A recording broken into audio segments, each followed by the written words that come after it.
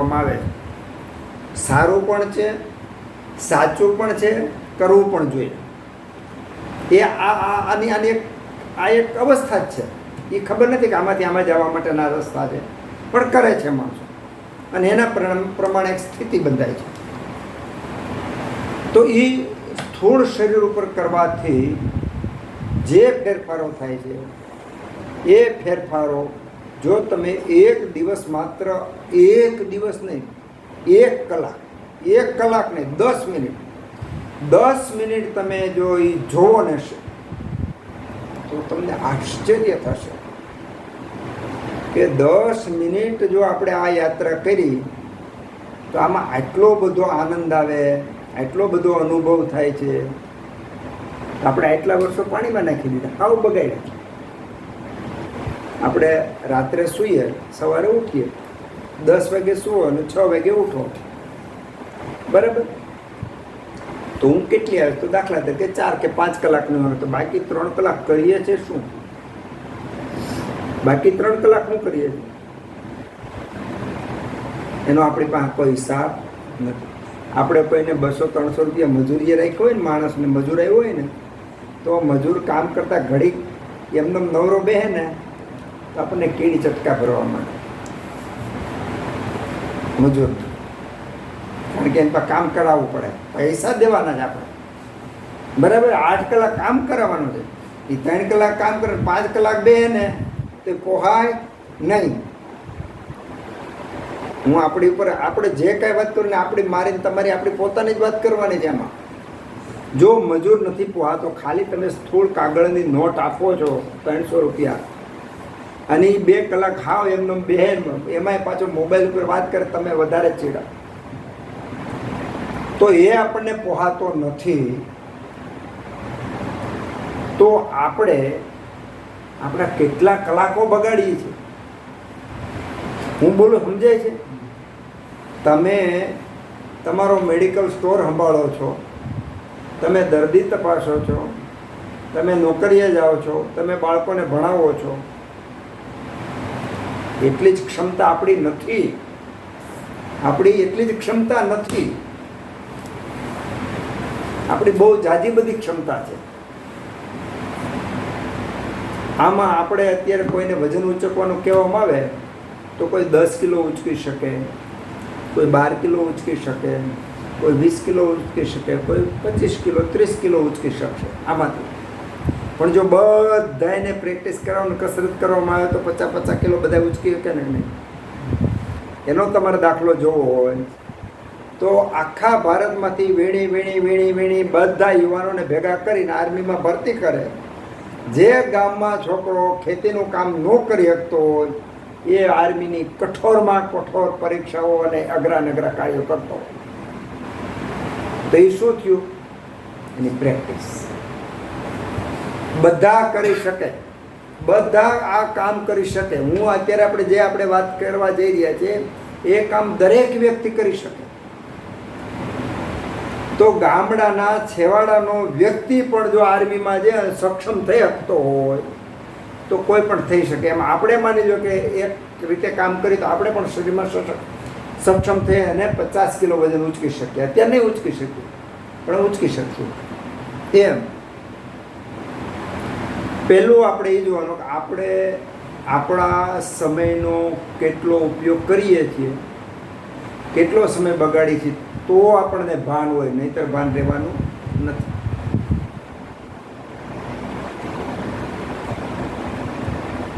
તો જિંદગીના 24 કલાકના કેટલા દિવસો, કેટલી કલાકો આપણે બગાડીએ છીએ. ફરીવાર હું કહું, તમે નોકરીએ જાઓ છો, એ નોકરી એ તમારું સ્થૂળ શરીરનું કામ છે. અવયવોનું, હું તો એમ કહું અવયવોનું કામ છે, તમારા અવયવોનું કામ છે, બરાબર? હવે તમે ચાલતા હોય તો તમે જોઈજો, તમે ચાલવાના પ્રકારોના આધારે તમારા શરીરના સ્નાયુ ઉપર અલગ અલગ કસરત થાય. તમે ઢીલા હિલા જાઓ તો અલગ પ્રકારનું તમારી ચાલે અલગ હશે ને, સ્નાયુઓની પ્રેક્ટિસ એ અલગ હશે. થોડા કડક થઈને વ્યવસ્થિત ચાલો તો અલગ હોય, અને થોડા વધારે વ્યવસ્થિત ડગલા માંડો, વ્યવસ્થિત મોટા ડગલા નાંતે કરો એટલે સ્નાયુઓનો બદલી જાય. પછી તમે ખાલી કલ્પના કરો કે ભાઈ ઓલો જીમમાં જે કરતો એ રીતે તમે હાલો, આર્મી મેન ચાલતો એમ હાલો, તરત તમારા શરીરનું વાતાવરણ બદલી જાય. પછી તમે ચંપલ પહેરી ખુલ્લા પગે ચાલતા હોય, ચંપલ પહેરીને હાલતા હોય, બૂટના અલગ અલગ પ્રકારો છે, અલગ અલગ બૂટ પહેરીને હાલતા હોય, એટલે તમારી ચાલે બદલી જાય અને એના પરિણામે થતા જે સ્નાયુ ઉપર અસર થતી પણ બદલી જાય. તો ચાલવાનું તો એક સરખું જ છે બધાને, પણ એની અસર બદલતી જાય છે. એમ આપણે દિવસની કેટલી કલાકો બગાડી એટલું આપણને અનુભવ ખ્યાલ હોવો જોઈએ, તો આપણે આ વિષયમાં આપણે આગળ વધી શકીશું. આ વિષય એટલા માટે લેવો પડ્યો મળે કે નહીંતર શું થાય ખબર છે, આપણે ખાલી ભેગા થઈ અને જે રસ્તે મારે તમને લઈ જવા છે એ રસ્તો નહીં જાય, બીજા ભટકાઈ જાય. એટલા માટે મૂળ શરીરનું જે આપણું મનનું આત્માનું જે કામ છે, એની શક્તિ છે, એને પીછાડવા માટેની આ વાત છે. તો 24 કલાકમાં આપણે આપણા સમયનો ઉપયોગ કેટલો કરીએ છીએ અને કેટલો નથી કરતા, એનું માપ આપણે જોવું હોય તો બે રીતે જોઈ શકાય. જ્યાં તમે અપેક્ષિત ન હોય, તમને ખબર ન હોય, તમારી ધારણા ન હોય, તમારી શક્તિ ન હોય,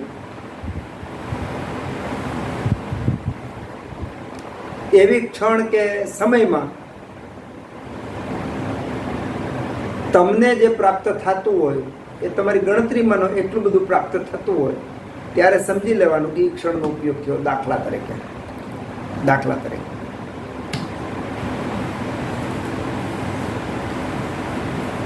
કોઈ કાર્ય કરવાની આપણી ક્ષમતાને ખાલી વિચાર આવ્યો હોય, કામ કરવાની ક્ષમતા ન હોય, આપણે ખાલી વિચાર આવ્યો હોય, એ વિચાર આવતી વખતે જો આપણે બરાબરની એનર્જી બરાબર હોય ને ખાલી વિચાર આવ્યો તો એ વિચાર કામ કરી નાખે, બહુ મોટું કામ કરે. એનો દાખલો દો, કબીર વડ જુઓ. કબીરે ખાલી દાંતણ કર્યું અને દાંતણનું જે હતું એ વાવ્યું, પડ્યું, જે થયું ત્યાં એવું કહેવાય છે કે એ વડલો આજે થયો. તો દાંતણ તો બધાય ફેંકે છે, હજારો લાખો દાંતણ વડવાઈને કાયમી ફેંકે છે. કેમ કોઈ કબીર વડ થયો ન થયો? એ એક જ કેમ થયો? સમજાય તમને? એક જ કેમ થયો? તો એના ઊંડાણમાં કેટલી ઘનીભૂતતા છે ને એની ઉપર આખો આધાર રાખે. એટલે આપણે દિવસ દરમિયાનની જે આપણે ખાવા પીવા, સુવા બેસવા ઉઠવા કે બિઝનેસ, એમાં ઘનીભૂતતા કેટલી છે, ઘનતા કેટલી છે, ઠોસ કેટલું છે, એના આધારે એનું પરિણામ હોય છે. એક વ્યક્તિના શબ્દનો કોઈ ધ્યાન દેતું નથી અને એક વ્યક્તિના શબ્દ પર બધા ઊભા થઈ જાય છે, તો એનો અર્થ એવો શબ્દ કેટલો ઘનીભૂત થઈ અને ઠોસ થઈને બહાર નીકળે છે એના આધારે એની અસર હોય છે. કોઈ સ્વાર્થ સાથે કોઈ કામ કરતું હોય તેની અસર અલગ હોય, અને પૂરા નિસ્વાર્થ ભાવ સાથે કામ કરતું હોય તેની અસર અલગ હોય. તો આપણે આપણી જાત ઉપર ફરીવાર પાછા વળીએ, એક નાના એવા પ્રયોગોમાં પાછા વળીએ કે શરૂઆત કેમ કરવી. તો શરૂઆત કરવા માટે આપણી પાસે પહેલી જ વસ્તુ છે કે આપણે 24 કલાકને ભેગી કરવાની. 24 કલાકમાં આપણે 10 મિનિટનો પ્રયોગ કરવાનો. એ 10 મિનિટમાં આપણને 10 મિનિટ સ્થિર થઈ શકીએ છીએ કે નથી થઈ શકતા. આપણને અલગ અલગ સંપ્રદાયમાં, યોગમાં એમાં શું થાય કે પહેલાં શિબિરના સ્વરૂપમાં બોલાવે, અથવા કોઈ કલાક 2 કલાક મંદિર પ્રાર્થના પૂજા હોય તેમાં આપણે જઈએ છીએ અને ત્યારે આપણને મજા આવે છે.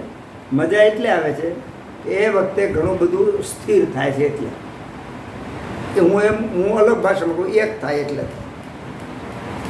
તો એ બાહ્ય મદદને કારણે જો આપણને થાય છે તો મદદ વગેરે આપણે થાય કે ન થાય?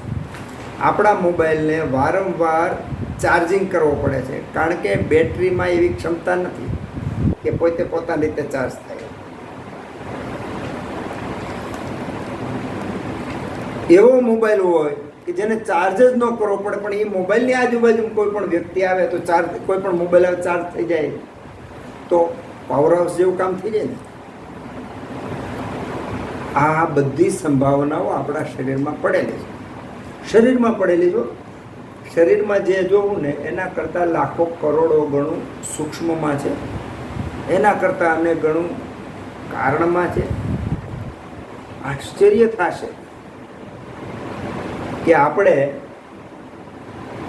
ઘણો બધો સમય બધું બગાડી રહ્યા છીએ. તો 10 મિનિટ આપણે શું કરવાનું? પહેલાં તમે ધારો એ અંગને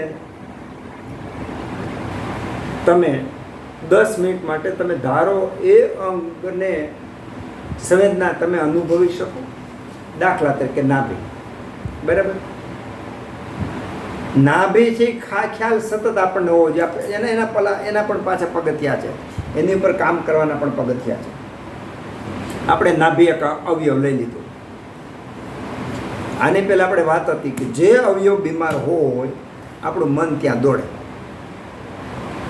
બીમાર અવયવ હોય ત્યાં મન દોડે, અને જ્યાં બીમાર હોય ત્યાં તમે મન લઈ જાઓ તો મન જલ્દી જાય. મનનો બીજો ગુણ પણ એવો છે કે એક જગ્યાએ ટકશે નહીં. નાનું બાળક નવા રમકડા લઈ આવો અને થોડી વાર પછી નવું રમકડું માગે છે, એવી રીતે મનની પાછી મજા આવી છે કે તમને અલગ અલગ જગ્યાએ લઈ જશે. આપણે તો એમ કહીએ કે મન જે ભૂત તો ન જોયું, પણ મન અને ભૂતમાં કાંઈ ફેર નથી. ભૂત તો કાંઈ વાત, પણ વાંદરાનું જોઈએ, મન અને વાંદરામાં કાંઈ ફેર નથી. વાંદરાને તમે 2 કલાક નિરાયતે બેઠો જોયો. વાંદરા ઘણા બધા સ્થિરને ડાયા હોય, બેઠા હોય, પણ એ થોડીક વાત. એના કરતાં મન તો બહુ પેલું છે. એક વાત ફરી વાર પછી એક વખત 2, 4, 6 કલાક ઓછામાં ઓછી મન ઉપર લેવી પડે. એના માટે આખી રાત બેવું પડે. એ તમારી તૈયારી હોય છે. ખાલી મન ઓછામાં 6 કલાક જોઈએ તો, કારણ કે એ વિષય ઉખેડા પછી એ અધૂરો મૂકવા જેવો નથી પાછો. આજે કેમ આપણે જો મારે થોડુંક વધારે ખેંચવું પડશે, કારણ કે મારે શરીરમાં યાત્રા માટે ખાલી પગ ઉપાડવા માટે એટલું તો આપણે પ્રવેશ કરવો પડશે ને. ભાઈ કે આ વિષયમાં એવો છે કે આપણે ચાલુ કર્યો એટલે સવાર સુધી કન્ટિન્યુ આપણે વાત કરવી પડે તો સમજ આવે. અધૂરી વાત જ્યાં સુધી બધાને ન સમજાય ત્યાં સુધી વાતનો કોઈ અર્થ નથી. હા, તો આપણે માની લો કે નાભી છે, નાભી કોઈ પણ એક અવયવ લે, એમાં દાખલા તરીકે નાભી લીધી, તો આપણે કેટલી વાર સુધી નાભીને સતત એની સંવેદના અનુભવી શકીએ? સતત એટલે કન્ટિન્યુ, નોન સ્ટોપ. સેકન્ડનો માઇક્રો ભાગ પણ એવો ન હોય કે આપણે એની સંવેદના ન અનુભવી શકીએ. આવા પ્રયોગો ચાલુ કરવાના. આ આખી જિંદગી આ પ્રયોગો કરવાના. અત્યારે જે આપણે વાત કરીએ છીએ આખી જિંદગી પ્રયોગો કરવાના. તો પહેલું પગથિયું શું આવશે કે દાખલા તરીકે નાભી, તો પછી કોઈ અવયવ તમે લઈ શકો.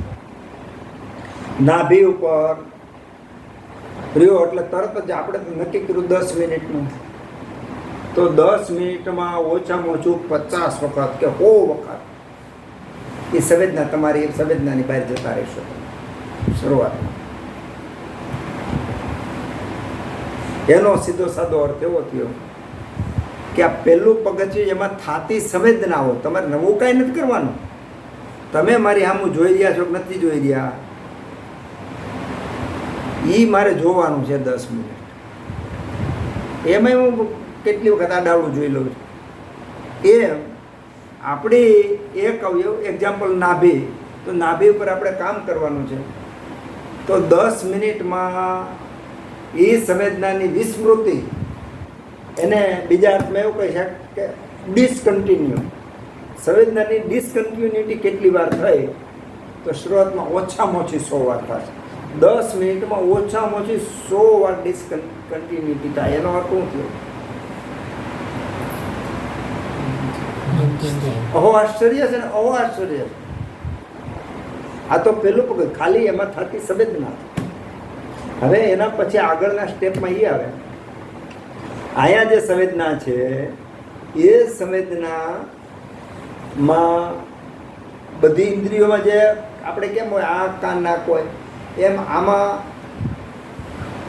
બહારનો વાયુનો સ્પર્શ થતો હોય એની તમે સંવેદના અનુભવિત કરી શકો એ અલગ. પછી ત્યાં સર્ક્યુલેશન થતું હોય. માના ગર્ભમાં આપણે હતા ત્યારે આપણું પૂરેપૂરું પોષણ એના દ્વારા મેં થયું છે, નાભી દ્વારા. એટલે એ કોઈ નાની સૂનું અંગ નથી, પણ એ અંગ અત્યારે સિકુડાઈને અલગ પીડ્યું છે. જો એની પર ધ્યાન દેવા ફરીવાર પાછા એ અંગ દ્વારા ઘણી બધી સંભાવનાઓ છે કે પાછું મેળવી શકીએ આપણે. કારણ કે એમાં જે કોષો રહેલા છે, નાભીમાં જે કોષો રહેલા છે એ કોષો વિશિષ્ટ પ્રકારના, બોડીની અંદર રહેલા બધા કરતાં વિશિષ્ટ પ્રકારના કોષો છે. બાળકના જન્મ પછી એની નાળને જો હાચવી રાખવામાં આવે તો નાળ પણ ખૂબ બધા રોગોમાં કામ કરે. એ બાળકનો તો એટલી બધી ક્ષમતાનું જો નાળ બન્યું હોય તો જ્યાં કનેક્શન થયું છે એ કેવા કોષો છે. તો અહીંયા જે આપણે ધ્યાન દેવાનું છે એમાં પહેલું છે કે આપણે સંવેદના જોવાની. સંવેદનાની અંદર પહેલું માની લો કે બહાર સ્પર્શ, પવનનો જે હવાનો સ્પર્શ છે એ એક સંવેદના છે. પછી અંદર સર્ક્યુલેશન છે એ બીજો અનુભવ છે. ત્યાર પછી એને આજુબાજુના અવયવોનું દબાણ આવે છે. સ્નાયુઓ એને આ છે તો ઘણા બધા સ્નાયુઓના ભેગા થવાથી બનેલું છે. તો દરેક સ્નાયુનું દબાણ ને ખેંચાણ અલગ અલગ. તમે શ્વાસ લ્યો, શ્વાસ મૂકો, ઊભા હોય, બેઠા હોય, સૂતા હોય, ગુસ્સામાં હોય, કામ કરતા હોય, તો દરેક વખતે નાભીની આજુબાજુમાં રહેલા જે સ્નાયુઓ છે એનું દબાણ ને ખેંચાણ વધઘટ છે. એ સ્નાયુઓ જે છે સ્નાયુના દબાણ વધઘટ થવાના પણ કારણો છે. એ સર્ક્યુલેશન છે.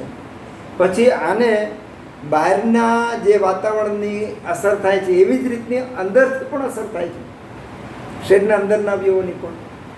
એમાં ખૂબ જાજા પગથિયા દ્વારા આપણે કોઈ એક અંગ ઉપર કામ કરી શકીએ, એક સાથે નહીં કરી શકાય. પહેલાં શું કરવાનું?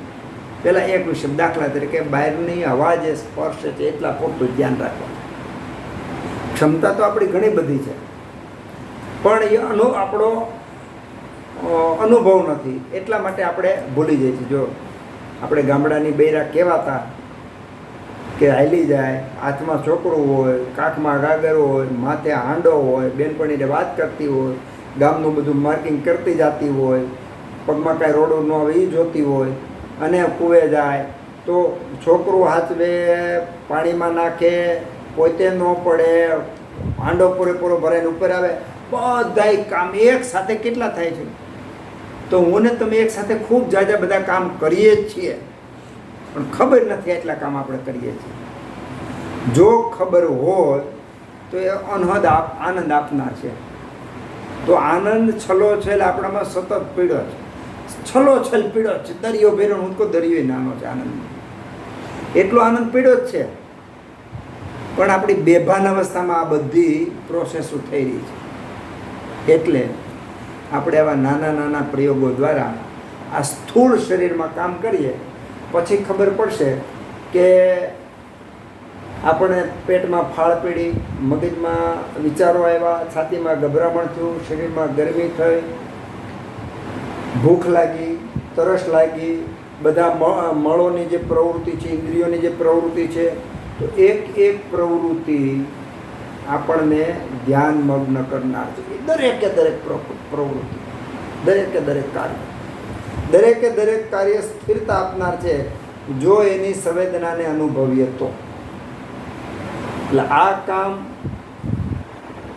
અઘરું પણ છે, અને જેટલું વધારે પરિણામ આપનાર હોય ને બધા અઘરા હોય. જેટલા પરિણામ આપનારા કાર્યો ને બધા અઘરા જ હોય.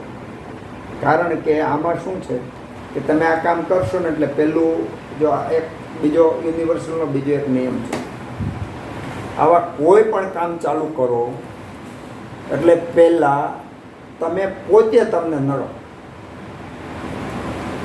આવા કોઈ પણ કામ ચાલુ કરીએ એટલે આપણે પોતે આપણને નડીએ, કાં આપણું શરીર ન નડે, કાં આપણા વિચારો નડે, ને કાં આપણો આત્મવિશ્વાસ નડે. પછી ઘરના નડે, પછી સમાજ નડે, પછી આખું આજુબાજુ નડે, પછી આખું પર્યાવરણ નડે. તમને કામ ન કરવા દેવા માટે. શું કામે? કે તમે સહજ રીતે જેમ હતો ને એનાથી તમે અલગ ચીલો ચાતરીને કરો છો, એટલે તમારે આ બધા સંઘર્ષમાં પસાર થવું પડે. એટલે શરૂઆતમાં બધા પગથિયા એવા છે કે અભિમન્યુને કોઠા જીતવા માટે જે બળ કરવું પડે એના કરતાં 10 ગણું બળ આ કોઠામાં કરવું પડે. આ કોઠામાં એના કરતાં 10 ગણું બળ કરવું પડે. કારણ કે ઓલા કોઠામાં તો એને ખબર જ હતી કે આમ જ થવાનું છે, અને આવા કોઠા છે ને બધું ખબર હતી. આમાં તો કાંઈ ખબર નથી. તો શરૂઆતમાં આપણને નડીએ, ઘર, સમાજ, પ્રકૃતિ, પર્યાવરણ પણ તમને નડે. તમને નિષ્ફળ કરવા માટે, માર્ગ ભ્રમવા માટે અનેક પ્રયત્નો કરે. છતાંય તમે તરવાર લઈને હાલતા હાલતા હાલતા લડતા લડતા થાકો દઈને હાલ્યા જાઓ. પછી એ જ શરીર, સગા, સમાજ, પ્રકૃતિ તમને એટલી મદદ કરે કે પછી તમારે કામ કરવું ન પડે, ઓટોમેટિક થાવ. આ યુનિવર્સલનો નિયમ. એટલે આપણે આપણી શરૂઆત પહેલાં તો આજની રાત સુવાનું 24 કલાક આખું જિંદગી ગણશું તો પછી આપણને એમ થાય કે આપણે હાવ નિરાશ થઈ જાવ. આ એટલું બધું બગડે. આખી જિંદગીની 24 કલાકનો જોવાનું. 24 કલાકમાં આપણે શું કર્યું, એમાં શું કરવા જેવું હતું, શું કરવા જેવું નહોતું, કેટલો સમય બગાડ્યો ને કેટલા સમયનો ઉપયોગ કર્યો, આટલું વિચાર કરીને ઊંડા ઉતરશું ત્યારે ખબર પડશે ઓ આમાં તો કાંઈ કાઢી લેવાનું જ નથી. એક વાર્તાની વાત વાસ્તવિકતા હતી. ડોહા ધોકાવા એવું વાત હતું. ડોહા એટલે પેલા બાજરો અને જાહેર છે ને એને ધોકાવે પછી એમાંથી દાણા નીકળી જાય અને પછી જે વધે એને ડોહા કહે. બાજરાને ડોહા કહે કે એમાં દાણા ન હોય. પણ કોઈને ખબર ન હોય તો એને એમ થાય કે આમાંથી બાજરો નીકળશે એમ કરીને ધોકાવે, ખૂબ ધોકાવે, દાણા નીકળે જ નહીં અને કે નીકળી ગયા. તો જે કાર્ય કરવાથી એમાં ફળ મળવાનું જ નથી છતાંય કરે એને ડોહા ધોકાવ્યા કહેવાય. તો જ્યારે આપણે ચિંતન કરશું ત્યારે ખબર પડશે કે આપણે તો નકરા ડોહા ધોકાવ્યા આખી દુનિયા. જો ખરેખર તો આપણે જોઈએ આમાં બેઠા કોઈ 30 વર્ષના, કોઈ 40 વર્ષના, કોઈ 50 વર્ષના થયા, આપણે મેળવ્યું શું? આશ્ચર્ય થાય. આપણે તો હાલો હજી કંઈક આપણને આશા છે કે હજી કંઈક કરશું, કંઈક મેળવશું, હાલો અત્યારે ન મેળવ્યું કાંઈ નહીં. પણ તમે પ્રયોગ કરજો. 80 વર્ષથી ઉપરના જે હોય ને એવા દરરોજ 2 વ્યક્તિને પૂછવાનું તમને મેળવ્યું શું? એટલે શું કે છોકરા બોકરા ખાય બિલ ચૂકી છે ને લગ્ન બગન થઈ ગયા ને એ પ્રાપ્ત એને કીધું કે પ્રાપ્ત. એમાંય જ્યારે આ સ્થૂળ શરીરની આપણે આ તો હજી તમારે જવાનું હોય એટલે ન થાય. નહીંતર આ સ્થૂળ શરીરની પૂરી વાતો કરીએ પછી સૂક્ષ્મ પછી કારણમાં જઈને પછી તો આપણે સમાજ બોલતો હોય તો દાંત આવે. બરે એમ થાય કે આ અર્થ વગરનું બોલે છે એવું લાગે.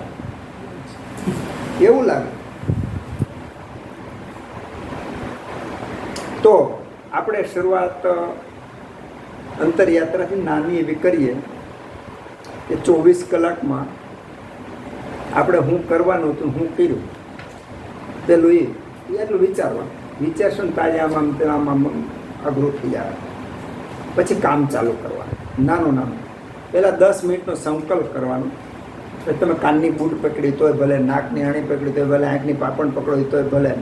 તો જેમાં જીવનતા વધારે છે, સંવેદના વધારે છે, ઇન્દ્રિયો બધી જ્ઞાનેન્દ્રિયો એને લો તોય વાંધો નહીં. એમાં પાવરફુલ થઈ જાઓ. પછી જેમાં સંવેદના ઓછી છે એવા અવયવો લેવાના. દાખલા તરીકે નખ, વાળ, રૂવાડા. જો આપણે ઘૂંટણ દુખતી એને તો હોય પણ કોઈ રૂવાડું દુખ્યું તો આ પ્રયોગમાં આવા પગથિયા હું જે બોલું છું તમે જ્યારે આ રસ્તે ચાલશો ને પછી તમને આવું બધું ઓટોમેટિક આવડવા મળશે. પણ શરૂઆત માટે હું તમને અંગુલી નિર્દેશ કરું છું કે આપણે સ્થૂળ શરીરને સમજવા માટે પહેલાં આવા નાના પ્રયોગો કરવાના. તો પહેલાં એક અવયવ ઉપર, એક અંગના એક પાર્ટ ઉપર, પછી માની લો કે અત્યારે આપણે નાક ઉપર કરવું તો પછી ધીમે ધીમે વધારતું જવાનું. હવે નાક ઉપર અનેક પ્રક્રિયા, બધી પ્રક્રિયાને આપણે જોઈ શકીએ છીએ. જ્યારે જોવા આવડી ગઈ પછી આખું નાક લેવાનું, પછી આખું મોઢું લેવાનું, પછી આખું શરીર લેવાનું. ધીમે ધીમે ધીમે કરતાં આપણને ખ્યાલ આવશે કે આપણે તો સંવેદનાનો ગોળો છીએ. શું છીએ? સંવેદનાનો ગોળો છીએ. બીજા અર્થમાં એમ કહો કે રિફ્લેક્સનો ગોળો છીએ. રિફ્લેક્સનો ગોળો છીએ. બધી વસ્તુ, શરીરની તમામ વસ્તુ, આ સ્થૂળ શરીરની વાત કરું છું, સ્થૂળ શરીરની તમામ અવયવો, અંગો, સ્નાયુઓ, અણુ, પરમાણુ એકબીજાના રિફ્લેક્સને આધારે કામ કરે. આ સમજાશે? એ બધું ઓટોમેટિક અંદર અંદર જે થાય છે ને, એ તમે જરાક અંગૂઠો ઊંચો કરો ને તો એના અસર પૂરેપૂરા બોડીમાં થાય. તમે એક વાક્ય, એક શબ્દ બોલો ને તો બોડીનો કોઈ એવો પાર્ટ કે સેલ નથી કે જેને એની અસર ન થઈ હોય. તમે એક શબ્દ સાંભળો છો તો એ અવાજ સાંભળો અને એની જે અસર બોડી, પૂરેપૂરા બોડીમાં થાય. કે આ બધી તો સ્થૂળ વાત થઈ, પણ સૂક્ષ્મ વાત એટલે વિચાર. વિચાર એ સ્થૂળ જ છે, પણ છતાં એને આપણે આના કરતાં સૂક્ષ્મ ગણીએ. કારણ કે આપણે જે અહીંયા હવા અડે છે, હવા સૂક્ષ્મ છે, પણ અડે છે એનો અનુભવ થાય છે એટલે આપણે સ્થૂળ ગણીએ. તો હવા કરતાં વિચાર સૂક્ષ્મ છે. તો આ જે વિચાર એક આવે તો એની પૂરેપૂરા બોડીમાં, અણુમાં એની ઇફેક્ટ થાય છે. આવું કોઈ દી આપણે અનુભવ્યું નથી? અનુભવ્યું તો આપણે આ માર્ગે ગતિ કરવા માટે ભગવાનને પ્રાર્થના કરીએ કે પહેલાં તો સ્થૂળ શરીર, કારણ કે આપણે સ્થૂળ શરીર સિવાય આપણે કામ કરવું નથી. સ્થૂળ શરીરમાં એક એક અવયવ તમે લઈ લો. ફેફસા જોઈ લો, હૃદય જોઈ લો, ચામડી જોઈ લો, હાડકા જોઈ લો, પગના તળિયા જોઈ લો, કાન જોઈ લો, આંખ જોઈ લો, જીભ જોઈ લો. ખાલી વિચાર તો કરો. એક શબ્દ બોલવો હોય, એક શબ્દ માની લો કે હું બોલું છું, એ એક શબ્દ બોલવો, ઉત્પન્ન થવો, માની લો પૂર્વાપૂર 1 કલાક પહેલાં જે વાત કરી એ વાતનું અનુસંધાન લઈ અને એક નવો અર્થ ઊભો કરવો છે. એના માટે બધા શબ્દો ભેગા કરવાના. એ શબ્દો બધા ભેગા થઈ અને એક આખી લાઈન તૈયાર થાય વાક્યોની. એ વાક્ય તૈયાર થઈ અને કેટલા બધા સ્નાયુને પૂર્વ તૈયારી રૂપે બધા સ્નાયુ પોતપોતાની રીતે રહે અને જીભ આવેલે, જીભને એ રિફ્લેક્સ રૂપે એ શબ્દ બહાર નીકળે. કેવડી મોટી પ્રોસેસ છે, નાની સૂની પ્રોસેસ નથી. એવડી જ પ્રોસેસ પાછી સાંભળવાની છે. જેમ એક શબ્દનું બહાર નીકળવું એવડી જ પ્રોસેસ પાછી સાંભળવાની છે કે આપણે સાંભળીએ છીએ ને આપણા શરીર પર અસર થાય. તો આપણું આખું શરીર એક સંવેદનાનો ગોળો છે, રિફ્લેક્સનો ગોળો છે કે ક્યાંય પણ તમે ટચ થાવ તો એટલું, જેવી રીતે આપણે ઇલેક્ટ્રિક હોય તો જે તારમાં પસાર થતો હોય ઇલેક્ટ્રિક કરંટ, તો લોખંડમાં અમુક ટકા પસાર થાય ને અમુક ટકા પસાર નહીં થાય. પછી કોપરનાથમાં મેક્સિમમ પસાર થતો હોય, પછી એલ્યુમિનિયમમાં ઓછો. એમ દરેક ધાતુમાંથી પસાર થતો હોય. વાહક અવાહકના પ્રમાણ ઓછા હોય. માની લો રબર છે તો અવાહક છે, તો અહીં અડો તો અહીંયા સામે એ ઇલેક્ટ્રિકનો અનુભવ નથી થવા. બરાબર? તો પૂરેપૂરા બોડીના દરેક અવયવો, એના બધા સેલ, મસલ બધું ગણી લો તો એટલું બધું સંવેદનાથી સભર છે, એટલા બધા એકબીજાના રિફ્લેક્સ છે. એના પરિણામે ખૂબ બધી ક્રિયાઓ થાય છે. આ ક્રિયા જોઈએ તો પછી આપણને એમ થાય કે અર્જુને ખોટે ખોટું કીધું કે તમે મને તમારું મોટું સ્વરૂપ બતાવો. આમાં જ પીડ્યું છે. વિશ્વ દર્શનની જે વાત કરી એ મને એવું લાગે છે કે આ જ વિશ્વ દર્શન છે. આનાથી મોટું વિશ્વ દર્શન પ્રત્યક્ષ બીજે ક્યાંય મળે એમ નથી. આપણી અલ્પ બુદ્ધિ,